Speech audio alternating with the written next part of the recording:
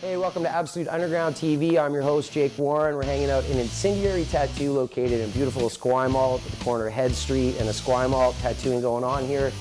Saturday evening. These guys are still working. We got a great show for you. Stick around, Absolute Underground TV. Check it out.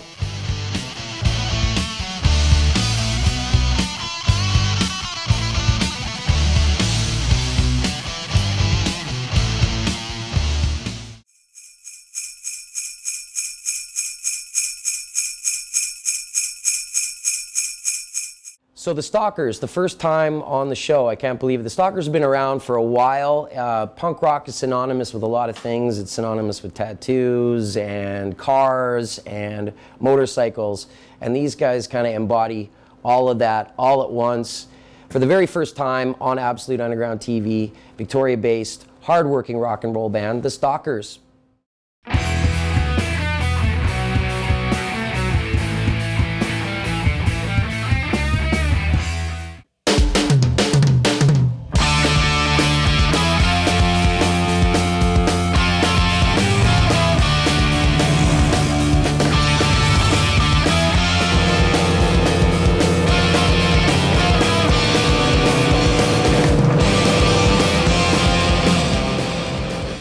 My name is Brian Wild and I play bass guitar.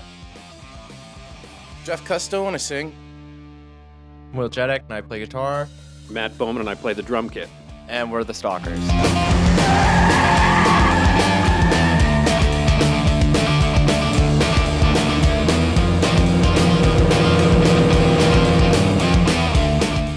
Back in the mid-60s, there was altered racing classes, and then there was stock car racing classes.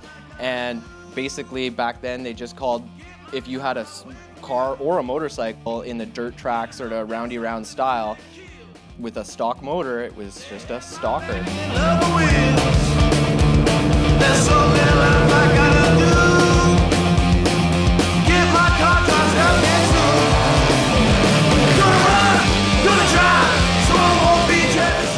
And yeah, we haven't played at home in quite a long time. I don't even know the last time we played home. We played a private special gig up island for a person's wake, which was interesting. And now we were their favorite band. Yeah, and now we're just we're focusing on writing the next album.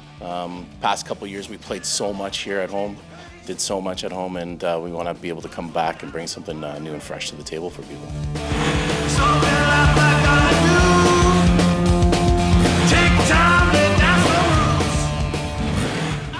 I said I wasn't going to talk to you about new songs and new album, but you brought it up. Tell me about it. It's, for the most part, we're sticking into the same formula of the last album. Most of it's just rock and roll, either about rock and roll and cars and motorbikes. So it's a lot of the same continuity between this stuff and the last 12 songs that we put out.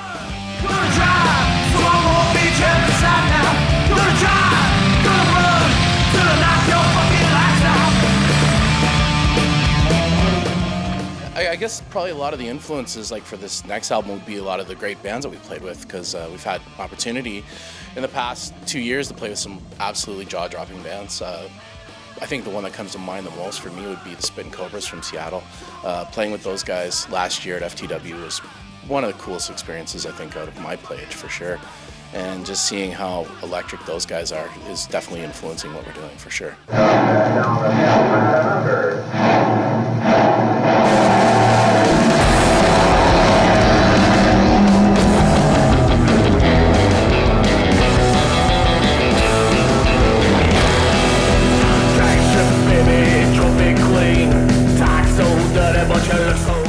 Realistically, we'll play pretty much anywhere at home right now, as long as it's different, you know.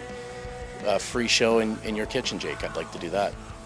Do you have a sister? We're looking to play like a 10-year-old birthday party. Or... We're trying to round it out. I mean, we figure we've stayed in a senior's home one night. We've played a funeral. We've played a bunch of different shows. Now we'd like to round it out with maybe a couple small children events and possibly a roller coaster thing of some sort. That is so borderline inappropriate.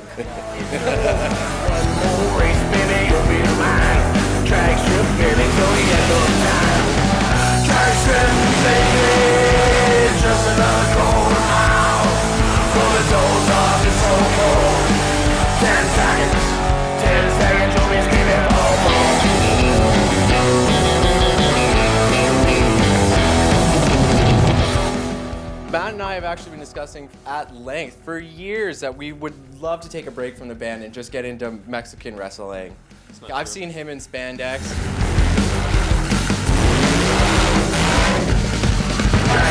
Baby, you got what I need. You keep me running with your gasoline. Drop the flag, let's go wide. And take you, baby, to the end of time.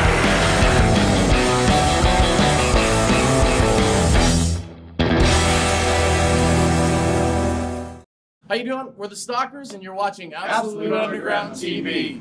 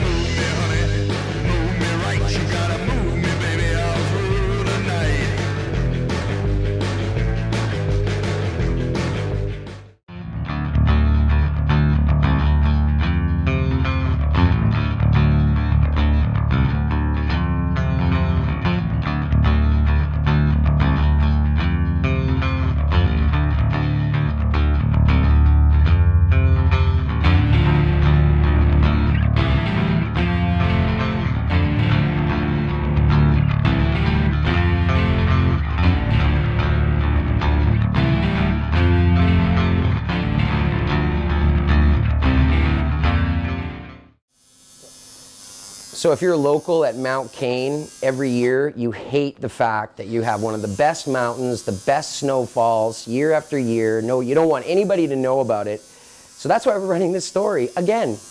This is from last season on Absolute Underground TV. We're running it again.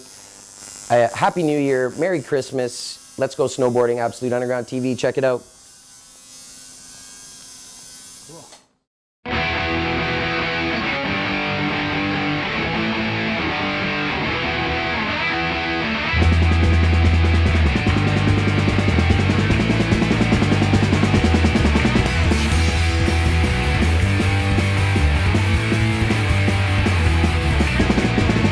Hey, it's Bryden for Absolute Underground. We're up here at Mount Cain doing our West Coast report. Last night we rode the full moon, totally awesome. Today we're gonna go up the mountain, rip up the fresh pow, have a great day. Just a little note from the locals, they wanted me all to tell you that Mount Cain sucks and don't come up here. And we're gonna show you in the following video why Mount Cain sucks. Catch you guys later, rock on!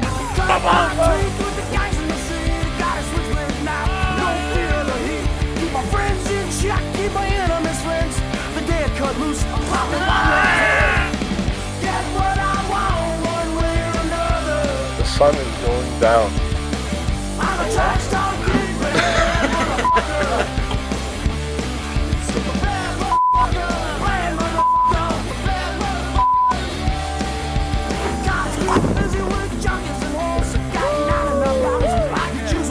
Friday afternoon, we're making a jump. Oh yeah. This is sensational. There's Garfield down there. Woo! Donald, John. Jeffrey.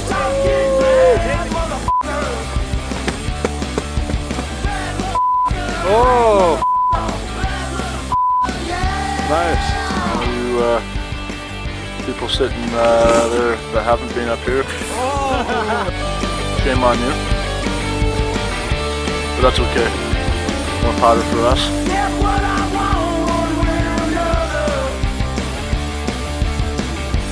We're gonna interview Kayla Ray. She's local up here, and she has a bus. And it seems like that's the place to be when if you want to be loud or if you have something to say, you can get yourself in some trouble. That's where you go. So let's talk to Kayla here. Kayla, how are you? I'm pretty good. And so, how long have you been coming up to Mount Cain for? About 14 years. But you grew up here. Pretty much. And you don't really want anyone else to know about this. Well, it's good because the mountain makes money off of it, but it's really shitty when the locals have to wait in line for so long. But This is a hardcore mountain, but you only rest when you ride here, so I guess it was that bad, but I'm one of those jackasses, made the lineup bigger, so. Well, that's okay. We're powder snobs, the locals are powder snobs, so it's a big lineup, we're just like pouting about it. Here we are at the summit of Mount Cain. All of us have just hiked up here. Look at this. We finally all meet up at the top of the mountain here. Gloves up, yo.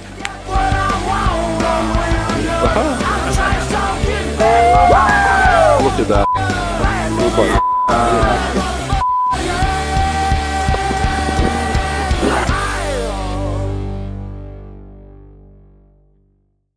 One ski in the walk position and one ski in the ski position, and I felt like I was drunk. I kind of was drunk, but really I could ski better than that. Once I realized, it was much better after that.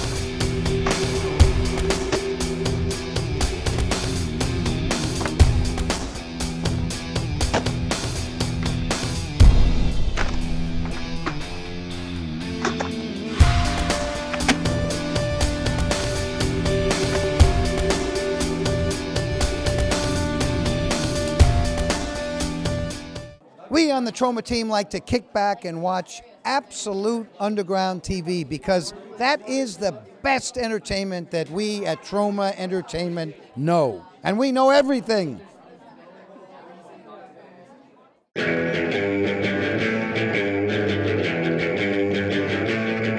have you heard the news? I think I heard it right. We're gonna shake some mood right here tonight. We're gonna yell a cat around this joint. Kick down some doors, make it a point. Now kick down some doors, make it a point. You gotta move me, honey, move me right. You gotta move me, baby, all through the night.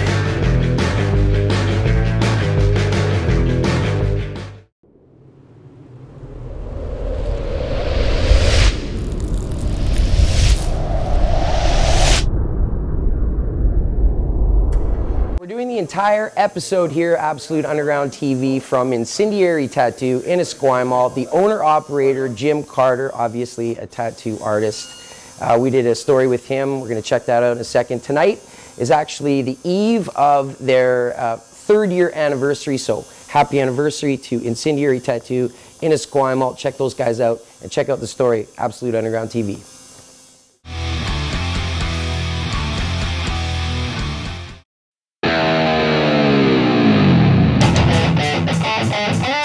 My name's Jim Carter. I'm the owner and operator of Incendiary Tattoos in Esquimalt. And how long have you been tattooing? I'm going, this summer would be my 23rd year tattooing. I started tattooing when I was 17. One of my best friends, he had 3 older sisters, hung out with a pretty nefarious crew, and a bunch of guys had gotten released from the now shut down Ocala prison. And it was I was only, like I said, 17 years old, and a bunch of guys just got released from prison, and they came out, guy brought out a homemade jailhouse tattoo machine, and I saw that, and I was like, oh my God, I have to learn how to do this. And he taught me that night, he taught me how to make a machine, and I ran with it, never looked back. Started tattooing my friends, and yeah, it just never stopped. It was probably the coolest thing I've ever seen in my life. Yeah.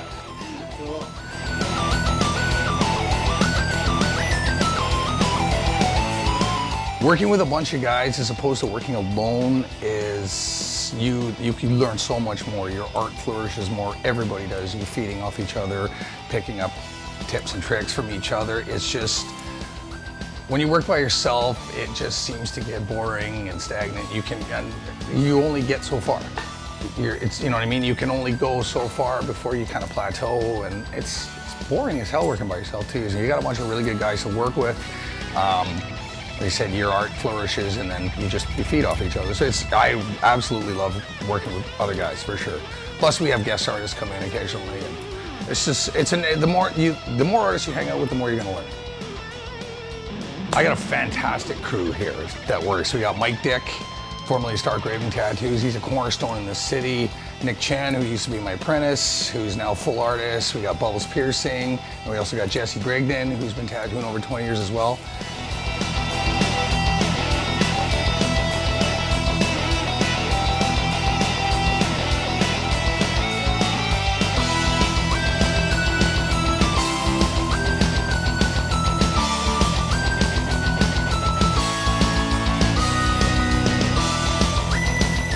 My favorite type of tattooing is black and gray and horror. Twisted, dark, demented, really sick.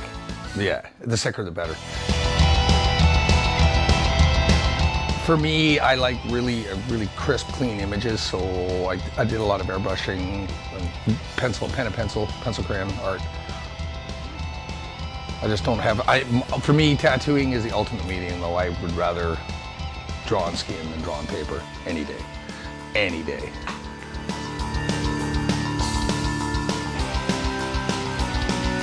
As far as artists I look up to, mentors, absolutely. Canadian artists, Kurt Silver from Silver City Tattoos in Nova Scotia, and Jamie McKay from Sacred Temple Tattoos in Nova Scotia as well.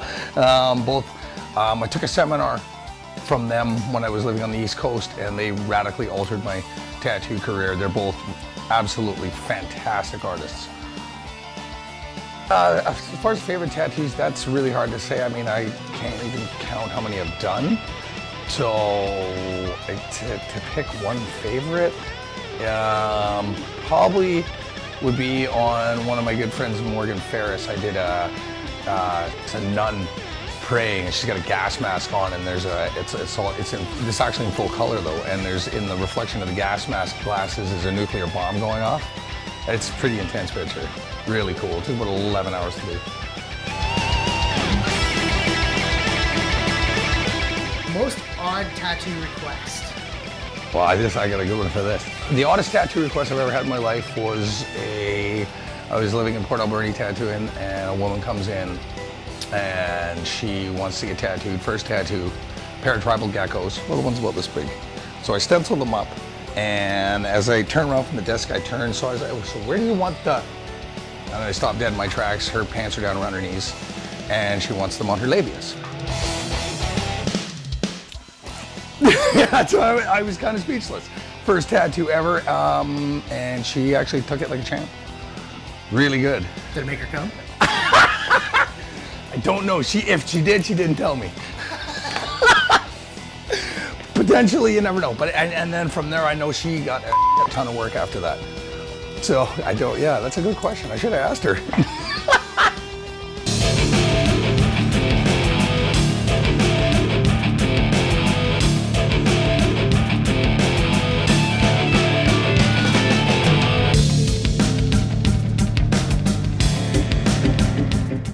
Sit on my lap. Come here, you bitch.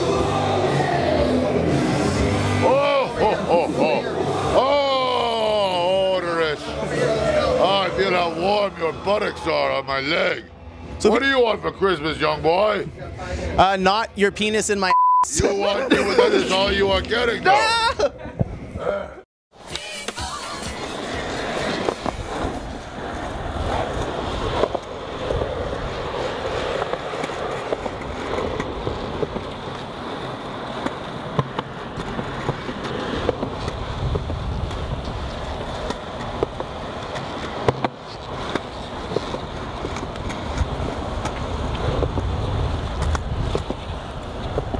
Oh my God.